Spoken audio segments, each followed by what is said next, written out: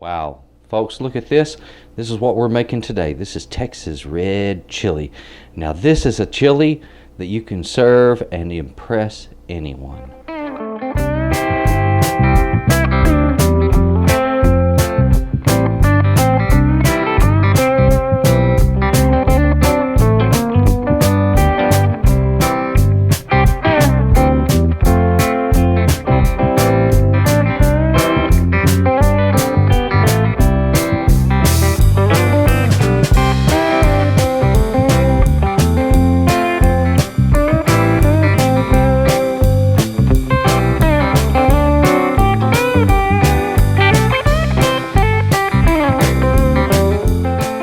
Howdy folks, welcome back to Texas Cooking Today.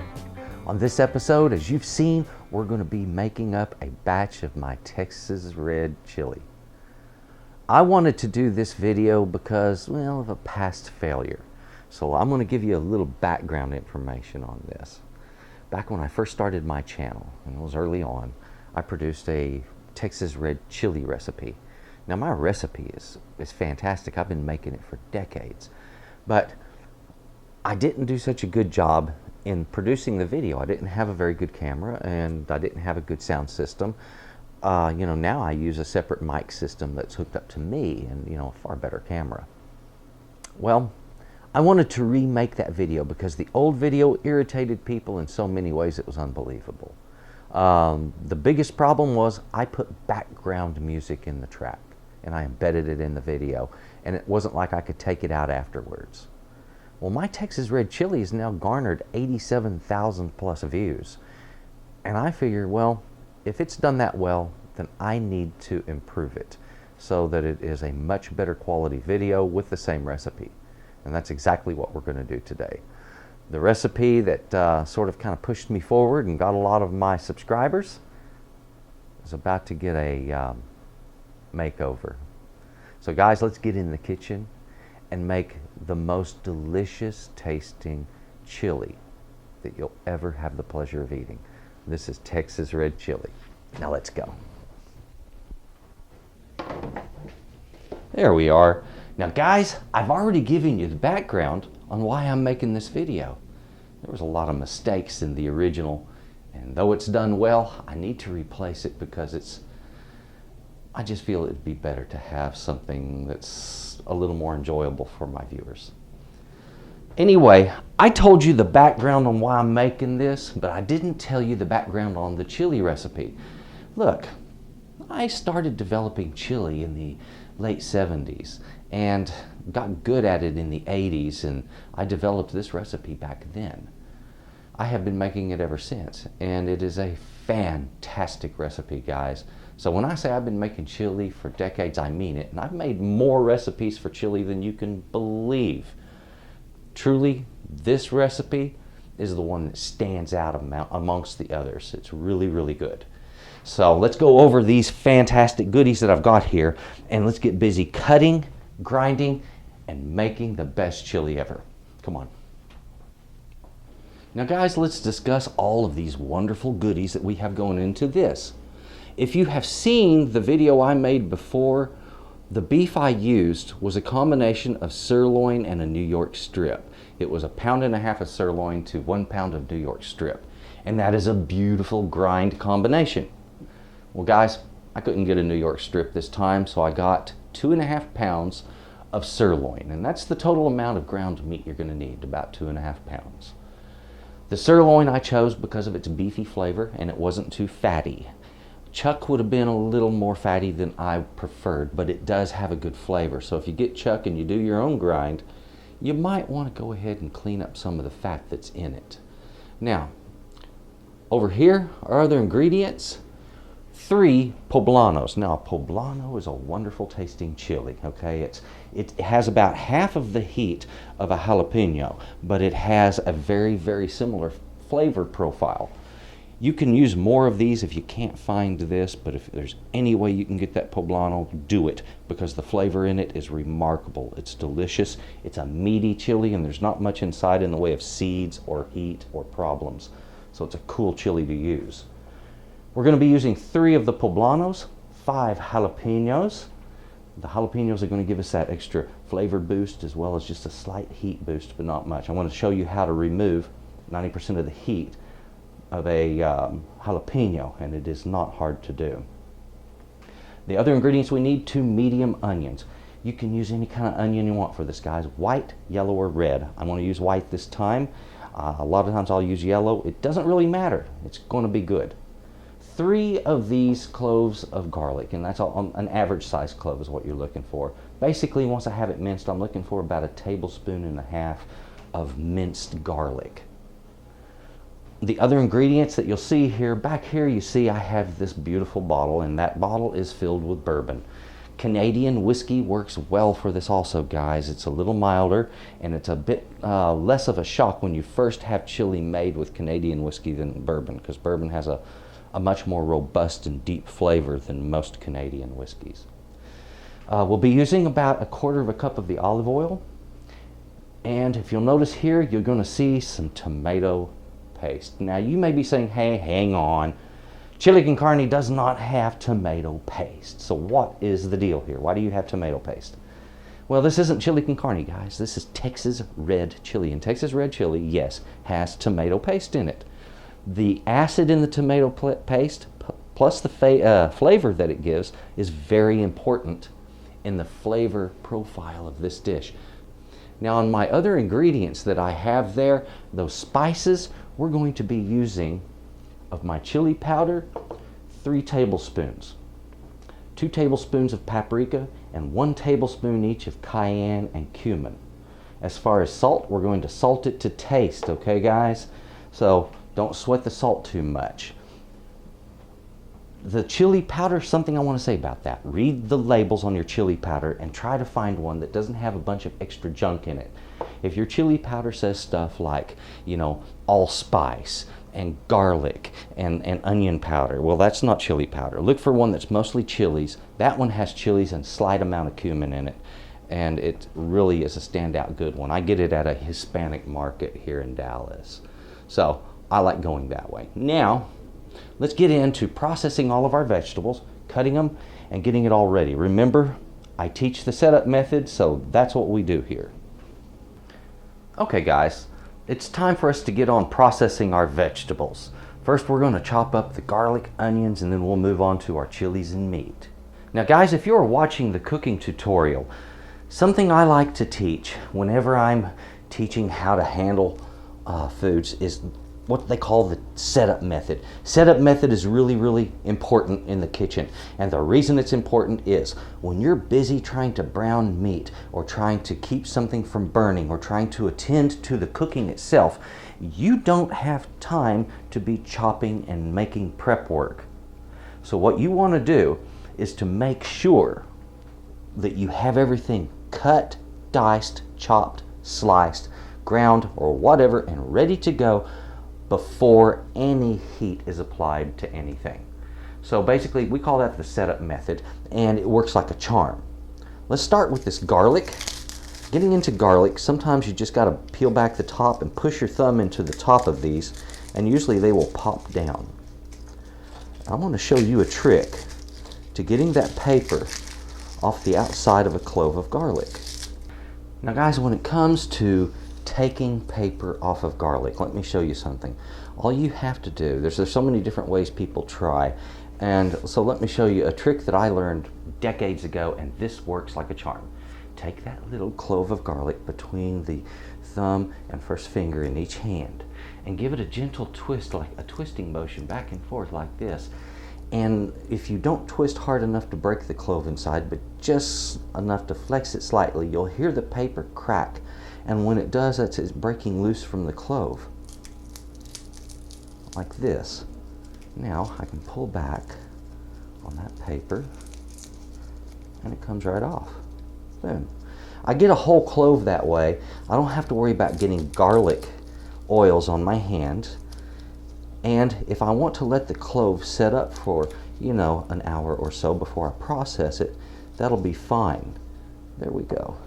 This was a bunch of little cloves that grew together, so I'm going to process them as one. And sometimes that happens. Now, I've moved those onions out of my way, and I'm going to show you real quick what we do to mince our garlic. Now, first thing I like to do is to remove the scab off of the end of this, just like so. And I will do that on each one of these. And I just don't like that showing up in someone's food. That's the reason I remove it. It's not like some major thing. Some people leave it in. I just find it a little less than pleasant. So instead of having that distasteful mess, I do it a different way. Now I want to get this camera to a little better angle here so that you can see exactly what I'm going to do. The way I'm going to teach you to mince on this tutorial, guys, is simple. Most of the time when you see me teach you how to handle knives, I tell you to pinch the blade here and wrap your fingers around that handle, and it gives you good control. And that will work for this technique also, because we're going to use a rocking technique where we rock it up and down. However, I like doing it a little faster than that, so let me show you a little technique that works. We're going to grab the back of the handle back here like this, and on the bull-nosed end of that knife, I'm going to put my fingers on top, and I'm going to tuck my thumb underneath. Thumb goes under, fingers go on top of that bull nose, and that gives me kind of like a spring action, so I can mince whatever rate I want to. Okay, and that's what I want to do here. First, crush the garlic. The reason, it keeps it from bouncing around while you're trying to mince it. Okay, it's just that simple.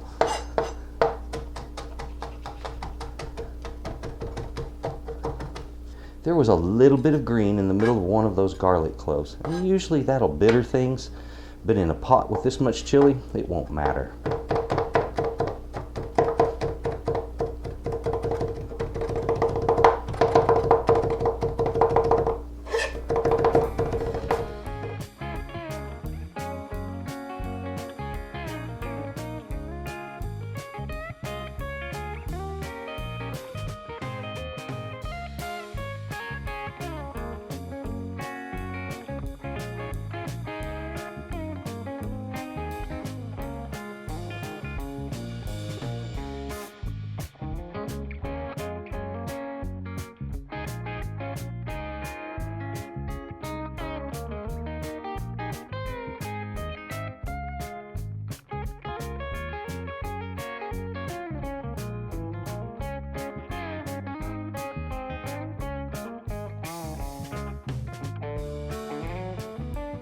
Now what I want to teach you here, if you want, you could just go to hacking at this and chop it up into little pieces, and yeah, they'll cook, but here's the thing.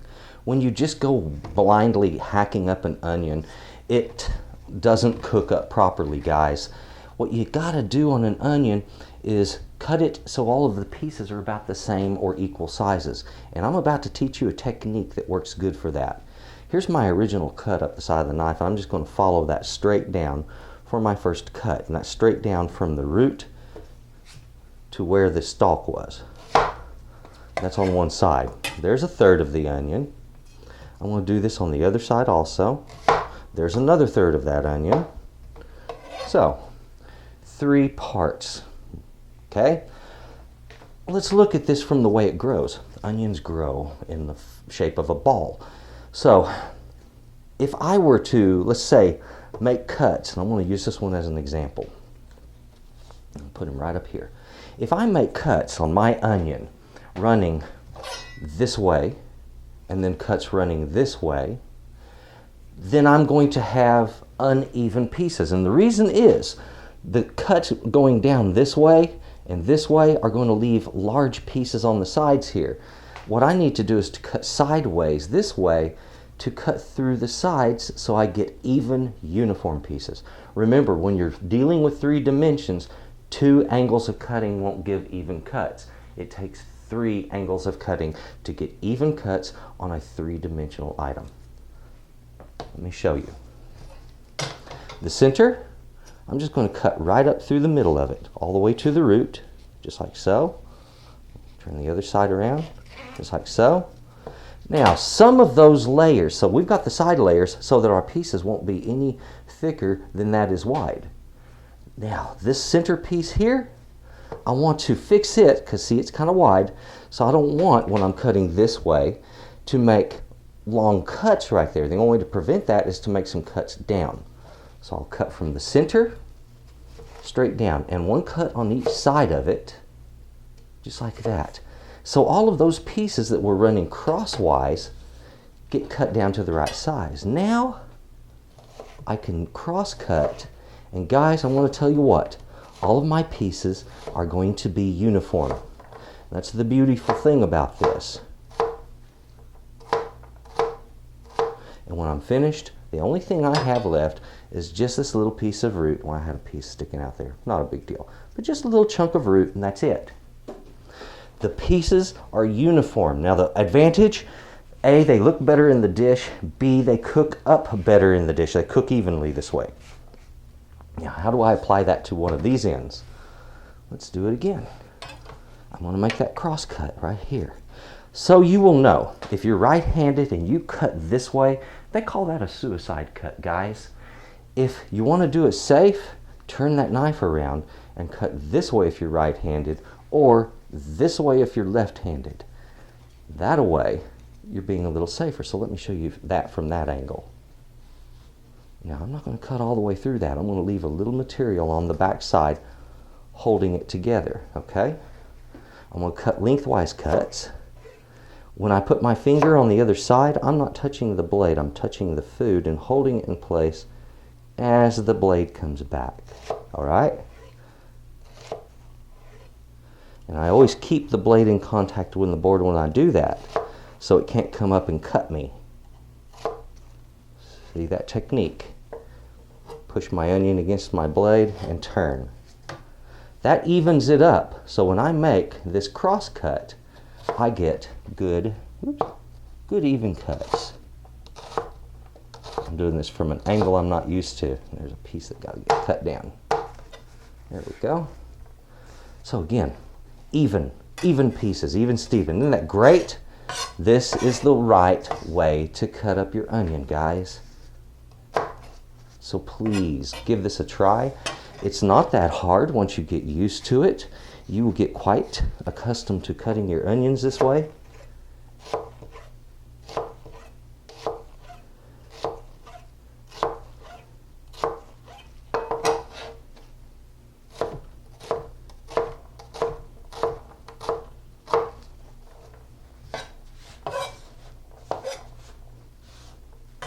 There we go. That's one of them.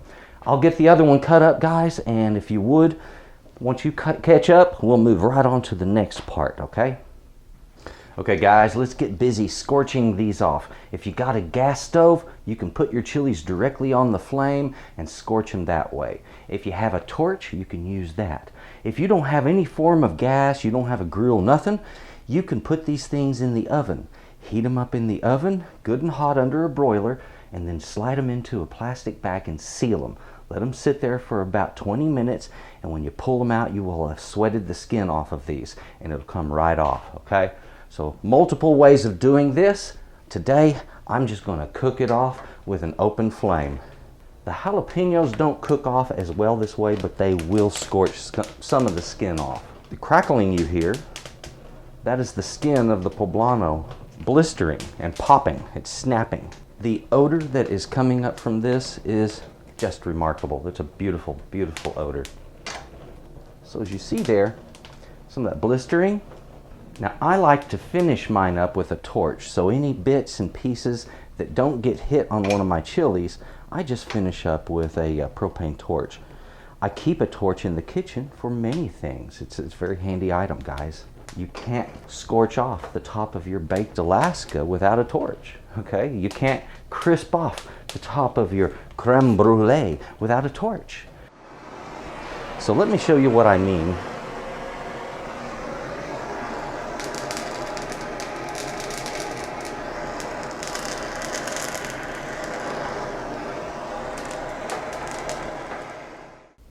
All right, guys, we're gonna be washing these chilies off now.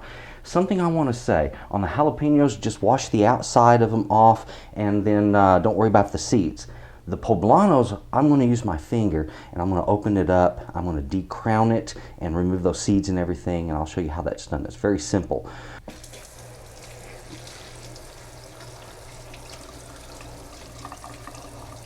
It's already starting to open up on me. As you can see, there's the seed pod in the top. Just peel back that crown, guys. Wash the seeds out, wash the skin off. You don't have to get every single little bit of it, okay? Yeah, good enough. Just do all of your chilies that same way, and we'll get busy slicing them up here in just a moment, okay?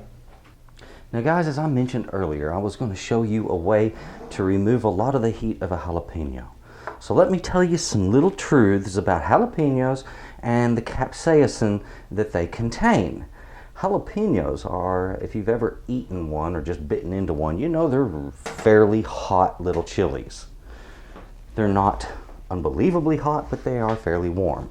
When you get them pickled, the heat that is in the middle of the jalapeno has washed out and into the meat, the green meat of the chili. So the heat runs evenly throughout on pickled jalapeno. However, when it's fresh, the majority of the heat is still trapped right there in that little white layer on the inside of our chilies. So if I remove this with its seeds, then what I'm doing is taking out the vast majority of the heat of a jalapeno. Now, I've had people say to me in the past, look, you're not removing, you're taking out something good there. And I'm like, well, not really. It's kind of disgusting. First of all, I don't want to see the seeds. I don't want to see the white meat of the jalapeno in my dish. So no, it's nothing wrong with removing this. And like I say, you're going to take out a lot of heat. What I'll do, the extra seeds here, I will simply give those a nice rinse to remove any additional seeds before I go to dicing these up. Pretty simple, isn't it? So if y'all would, do the exact same thing to yours, and we will get on with fixing these up.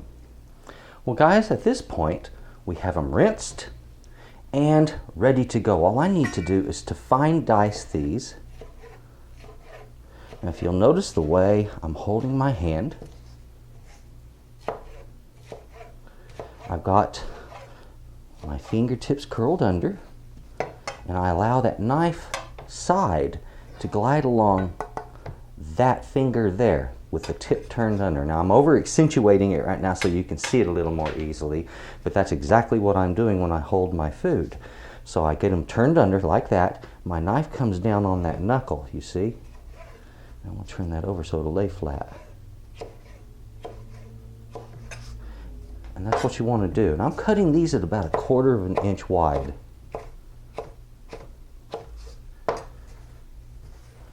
And then I'm going to cut dice 1/4 of an inch in length. So if y'all would, do the exact same thing. Isn't that beautiful? Yummy.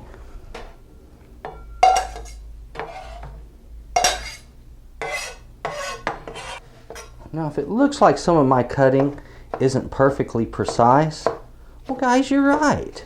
This doesn't have to be dead on perfect, but you want your pieces to be close enough in size so that they all cook evenly. In other words, you don't want somebody getting some big honking chunk of chili in one of their bites. You want them to each have an individual sizes or pieces that are all the same size. Now when we're cutting up our poblanos, it's the same basic thing, guys. I generally half the pepper first. This one's coming apart, so I can do this. And I'm going to cut some strips. These are going to be about 3/8 of an inch wide, so just a little bit wider than my other ones. But I'm going to add them to the same bowl. After all, they get put in the same chili, right? So if you would, cut all of your poblanos up the same way. One thing for sure when it comes to safe knife, dull knife. A sharp knife is safer than a dull knife. Let me explain why. Dull knives will send you to the hospital. Sharp knives will cut you. The difference: a sharp knife cuts the flesh, you bleed a little bit, and guess what? It's not going to be such a bad deal because you didn't have a lot of force behind it. So you didn't stab yourself or anything like that. But when you're using a dull knife, you have to put a lot more force behind it to make the same cut. And if you slip that cut, certainly the knife comes loose quickly with a lot of power behind it, and the next thing you know, you're in the hospital with a knife through your arm or through your gut or whatever, and not a good thing. Okay, so good sharp knives are good safe knives. Now another thing, if you see me take food and push it off of the knife lengthwise, I do that pretty quick so people don't notice what I'm doing, but I'm not being willy-nilly with my knife. If I do that, my hand is curled up like this, so it doesn't come in contact with the blade, okay? I push food off like that, all right? And sometimes if the knife is facing the other way, I'll do it like this. But if you notice, fingers pulled up and away from that edge to do that. And that way I do not get cut. It's a dangerous technique, guys. That right there is a dangerous technique. So be very, very careful learning it and take your time. Don't try to get too fast. Speed comes in time. If you try to rush it, you end up injured. Guys, we need to grind up our meat. Now, let me let you know why I like to do this. Some years back, I would go to the grocery store and purchase pre-ground meat. Then I would break it open. The outside of the meat was beautiful and red, but the middle of the meat was brown and ugly. And then I learned what they do in grocery stores and in meat markets to get that very effect. It's a matter of dipping the meat in blood and then repackaging it and remarketing it. And it's a dirty and deceitful business. So I do this to avoid that. I recommend that you cut your own meat if you can. If not, then at least ask for the meat that you get from the butcher to be a pre-ground cut, something he wouldn't normally cut up. And that way he won't mind doing that for you because you're paying the cost of the higher beef. On some of this fat, if you would like to remove some of it, that's okay. Not going to hurt a thing. Usually I wouldn't tell somebody to do that, but when it comes to chili's a little different than making hamburgers, okay? So I'm just going to cut all this meat up into strips. And that's so I can feed it through the tube at the top of this. And trust me, this is definitely not a waste of time. I really like doing my own ground meat. Once you've tried it, you realize the quality of meat you can get this way and how smooth and delicate the grind can be, you'll get sold on it pretty quick.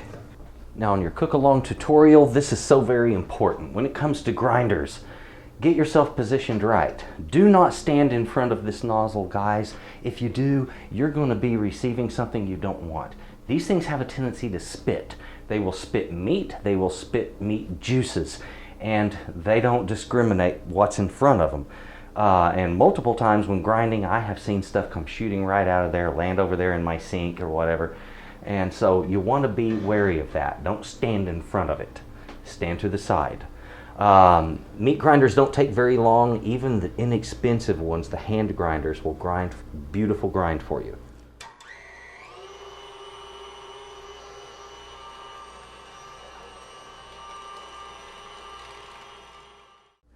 So I've got my meat ground. We have our vegetables cut up. All we got to do now, guys, is focus on cooking.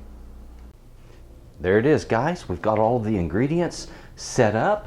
Our chilies, onions, our tomato paste, the garlic, spices. We have 1.25 cups of bourbon. I'm using 1 1/4 cup, and I told you earlier 1 to 1.5. Go however you want, but I would say start on the light side, add more if you want. That's the best way to approach this.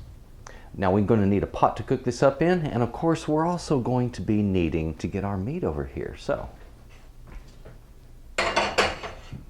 there. All right. There we go. Boy, look at that beautiful, fresh ground beef.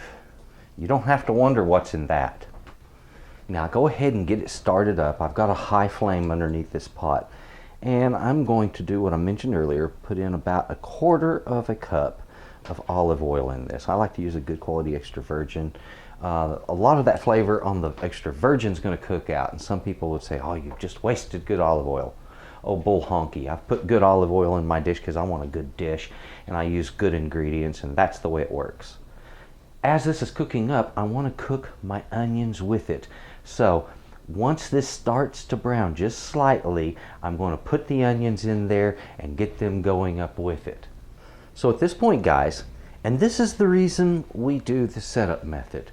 When you're dealing with a one-pot dish like this, it's not so hard to maybe cut something while you're tossing something in here, or cut something up and toss it in while you're cooking.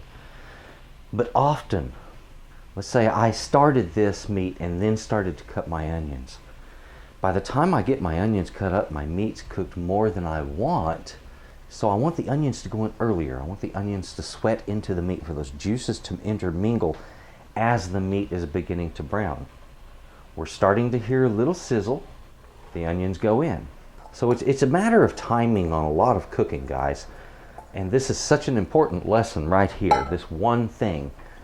Having that setup method gives you a few extra dirty bowls. Big deal. That is a lot. It's not a lot of extra work when you compare it to the trouble of having a bad dish. Now what I want to do is I want to mix these onions. I'll mix them into that meat real well as it's browning. You can see we're starting to get a little bit of gray browning on the meat. As I said, that's exactly what we were looking for. Guys, very simply, this has to start cooking down a bit, and once I have about half of the meat turned from this beautiful pinkish red color to the gray color, then I'm going to add in my chilies. Again, it's a matter of timing. You're going to cook things a certain way and get a certain release. Flavoring the meat as it's browning is essential. And if you think it's not, you're crazy, because you can make this chili both different ways, and I've done it both different ways, and it's a distinctly different chili to cook the meat first and add the vegetables later than it is to cook the meat and vegetables into each other. I want to give this just a moment more, and I'm going to cover it so it has a sweating action on those onions. All right, guys, it is time for us to check this, stir it, and add in our chilies. Remember, lids get hot, so be careful how you lift them. See that color change? Let's pour in those chilies. Oh yes. I want to stir that in, and we'll keep cooking those two together until the meat is fully browned. Now let me explain the kind of browning that's going on that meat right now. This is steaming basically, guys, okay? It's heating with a lot of steam in it. And as a result, there's not much caramelization that's going on. So the brown color you're seeing is called the Maillard effect. That's the change, or the Maillard reaction. That's the change that's happening on the meat right now. And what that is it is a reaction that's caused by heat. And the reaction is between amino acids and reducing sugars. And that reaction causes that brown color. So it's turning the myoglobin in the meat brown through a reaction between reducing sugars and amino acids. Now, isn't that just too cool to know? And you're only going to find out stuff like that here, okay? We keep cooking it. You see there's some little balls of pink still left. But I'm wanting those onions to go from this white looking color that we have right here, where they're very distinct and very noticeable. I want them to become more translucent, a little more clear colored. Lose some of that white color, in other words.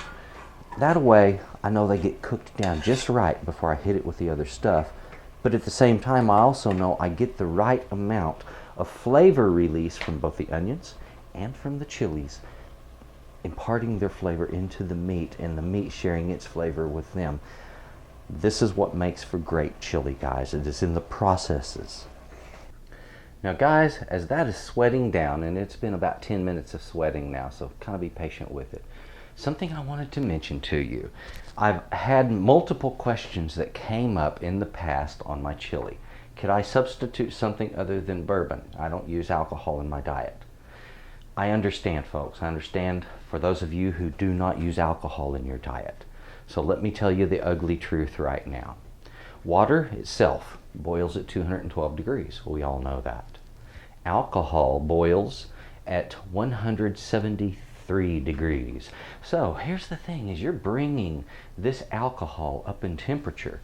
It's the first thing that's going to steam out of this liquid is going to be that alcohol. This is how they build stills, guys. What they do is they take fermented alcohol and put it in the bottom of the still. And then as the still comes up in temperature, it causes the alcohol in the fermented beverage, like beer or wine, to then boil and release in the form of a vapor. It goes up into a cone and then into a drip tube, and that's how they get distilled alcohol. Okay, that's distilling. Now, what we're doing here is basically open distilling, except we're not catching the alcohol, we're just releasing it to keep the remaining liquid. You see, that's not 100% alcohol. This is an 80 proof product. That means it is less than 50% alcohol, guys. All right, that's only 40% right there. So what I'm looking for is the remaining half cup or slightly more of liquid in this that's going to be water that's flavored as the bourbon was flavored in that barrel over time. And it's the only way to get that flavor. So the alcohol, 100% of it, every bit of it, steams out. After we put that in, we're going to be simmering this dish for 45 minutes to an hour. Frankly, guys, there's no alcohol that survives simmering that long. Okay? It's just that simple. So don't worry about alcohol. We're going for flavor, not for alcohol. The alcohol won't be there when we go to eating our meal, okay? Let's take a look at our pot down here. It is now, I have a timer set so you'll know. It's been 13 minutes and, well, going on 14 minutes, we'll just say, that I've had this cooking. And I've stirred it a couple of times. So remember, guys, what we're doing is we're trying to make these onions a little more translucent. And look at that. They are a little more white than they were before. That's going to keep cooking just a little more. And what's happening here is we got a couple of things going on. We got some of the water that's steaming out of the onions and the chilies and the meat. And so that moisture, as it steams out, helps to make a thicker chili for us.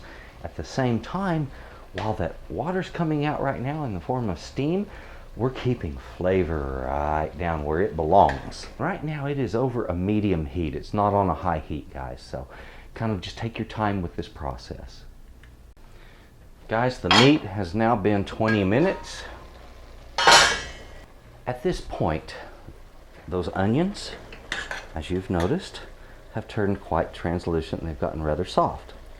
I've got this beautiful flavor going on in here. The odor, oh, the odor is remarkable, guys. So this is the beginning. That's sort of all that base goodness that we're looking for in a really, really good quality Texas red chili. Next thing, let's go ahead and get that tomato paste in. And what I want to do is just kind of work that tomato paste down a little bit, incorporating some of the moisture that I'm adding here, and that's that bourbon. And this just keeps me from getting any lumps of tomato paste in there. They should all work out in time. But you know what? Hey, what kind of a rush are we in right now anyway? You're going to need some additional water, guys. So go ahead, let's get that in there. Some of that's going to be for steaming out. Let's get that garlic that we had right down in there, okay? So I'll tell you what, let's get the rest of these seasonings in there, and I'm going to show you something about measuring seasonings. I learned this a long time ago from this old man that used to do a show on television, a Cajun cooking show. But anyway, he would measure into his hands, and I said to myself, I have to learn how to do that. So I took measuring spoons and measured out different ingredients and put those ingredients in my hand, and over time learned exact measurements in my hand, or so darn close it's unbelievable. And we need one more. There we go. So 3 tablespoons on that chili powder, 2 tablespoons of the paprika, Now this one is going to heat it up, and trust me, cayenne is hot. I mean hot, hot, okay? So be prepared for this if you're going to put it in there. If you don't want hot, hot, leave that out, okay? I love the flavor of it. I don't mind the heat of it, so it goes in my Texas Red. And don't worry, it doesn't turn it into a 3-alarm chili. 1 tablespoon of cumin. This provides a beautiful, dry, earthy flavor to your chili that is wonderful. And guys, as I mentioned before, we're going to add salt to taste. And I'm going to start with about a teaspoon to a teaspoon and a half. Just let that cook in for a little while. Add some more water. We're going to go ahead and give this its simmer time. And this is going to take 45 minutes to an hour. So I'll tell you what, just go ahead, give it plenty of time to do its thing. You're going to come in, you're going to stir this about once every 10 to 15 minutes, okay? So anywhere from 4 to 5 times through the simmer on this, you want to stir it. I'm going to add a little more water. I have put in about 2 cups of water so far. This is a 1/3 cup. So you see there, slightly watery. Don't worry about that, guys. This long simmer time is going to cook that down to a nice thick consistency, to exactly what it should be. It's a matter of giving this plenty of time. I'm going to let it come up to a boil. When it does, I'll reduce the temperature to low and cover it, and just let it sit there and simmer. Once I cover it, that's when it begins its simmer time, guys. So it's a matter of just be patient. And there we go, guys. Let's come up to that little simmer. I'll give it a final stir, cover it, and let it simmer. I'll lower that temperature. Now guys, it's time to fix up some of my toppings for my chili. I'll tell you what, normally I do this with a red onion. However, I didn't have a red onion today, but I did have a shallot. So guess what? Today I'm going to put a shallot. Now generally when I'm slicing onion or shallot or whatever for a dish like this as a garnish, I want it to be a really nice thin sliced item. And that's what I'm going to do with this. Frankly, this shallot by itself is just a little bit thicker than I want for my slices. In other words, the slices would be too big. So I'm going to split it in half, just like so.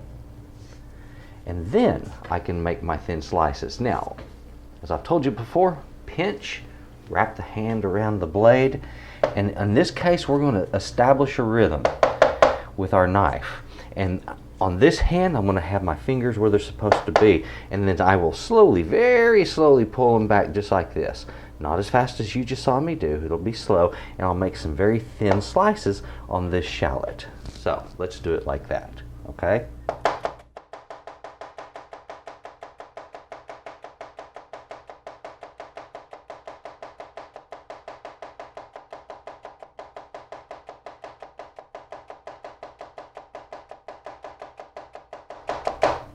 Doesn't have to be anything fancy, guys. Just get at it and get you some thin slices. So there we go. We got some slices ready to put on top of that chili. Oh yeah. Guys, we are at the end of the cooking, okay? My Texas red chili is cooked up and ready to go. Over here I have some pasta that I cooked. If you like doing an additive, a filler with your chili, you can do beans, you can do pasta. It makes nice chili mac. That's what I'm going to do. I love a little bit of a filler, and I like pasta in my chili. Yeah, I'm just that way. You can use macaroni, you can use spiral pasta, you can use anything you want. I used this time what's called pipe rigotti. And it's great because it's got these big open cavities that'll hold a lot of chili, so they work in well to it. Now that Texas red, let's get some of that. I'm going to stir it just a little bit because you know it separates. That meat likes to hit the bottom, so always give a bit of a stir just before ladling it up. Here we go with our Texas red. Now you see, guys, how it's a bit viscous but not completely break downish, okay? In other words, it doesn't turn into a soup on you. That's chili, okay? It needs to have some sort of a bit of a thickness to it. Add a little chili on the edge up here.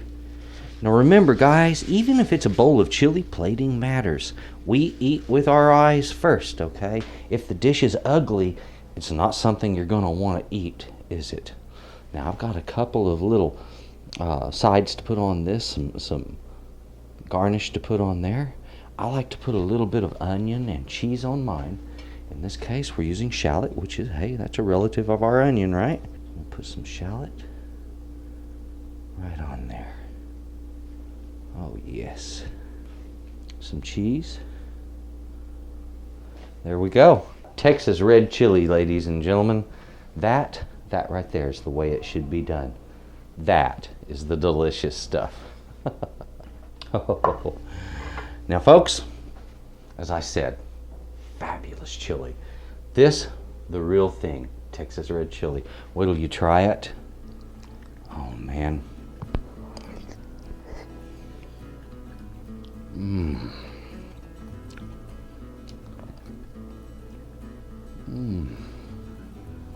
Okay, guys, there is this complex harmony, this balance of flavors that's absolutely fantastic on this chili. When you try it, when you taste it, you're going to be like, oh yeah, now I understand what he means. It's chili. It's as chili as chili gets, and it is delicious. Wait till you try it. And folks, I want to say thank you. Thank you, first of all, to my subscribers. Guys, I appreciate you more than you can imagine. You really help. To my viewers, all of you, thank you for watching. I really appreciate it. If you would, please share my videos. If you would, please click the like button. That helps me a lot in the rankings, okay? Hey, it's just the way it works.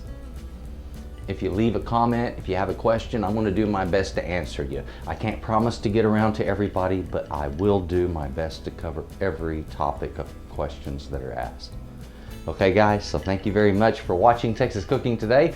You guys have a good day, and I'll see you later. Bye-bye.